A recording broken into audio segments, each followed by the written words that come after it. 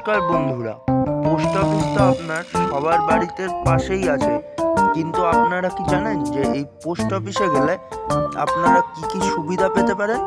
Post office আগে শুধুমাত্র চিঠিপত্র post করার জন্য লোকেরা বেশি যেত, কিন্তু বর্তমানে কিন্তু পোস্ট অফিস ব্যাংকের চেয়ে কোনো অংশে পিছিয়ে নেই।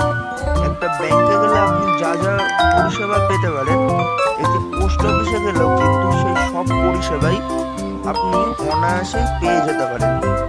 যদি আপনার সাধারণ পয়সা জমা বা তোলা করার দরকার থাকে, তাহলে আপনি পোস্ট অফিসের সেভিংস অ্যাকাউন্টটি খুলে নিতে পারেন।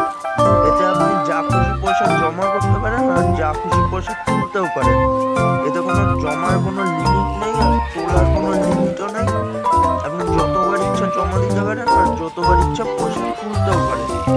আর এরপর আপনি যদি মাসে মাসে পয়সা জমা করতে চান, তাহলে পোস্ট অফিসের রেকারিং ডিপোজিট 100 টাকা থেকে শুরু হয়, আর 100 টাকা থেকে শুরু হয় আপনি 1000, 2000, 500, 200 যা ইচ্ছা করতে পারেন। এটা 5 বছরের হয়ে থাকে। যে টাকাটা আপনি ঠিক করবেন ওটাই আপনাকে প্রত্যেক মাসে এখানে জমা করতে হবে। আর 5 বছর পর মেয়াদ শেষ হওয়ার পর আপনি যেই টাকাটা জমা করেছেন আর সঙ্গে যেই টাকাটা আপনার সুদ হয়েছে সেটার সঙ্গে একসাথে আপনি আপনার যে পাসবই সেভিংস অ্যাকাউন্টটি আছে, সেই সেভিংস অ্যাকাউন্টে এই পুরো পয়সাটা একবারে 5 বছর পর আপনি পেয়ে যাবেন।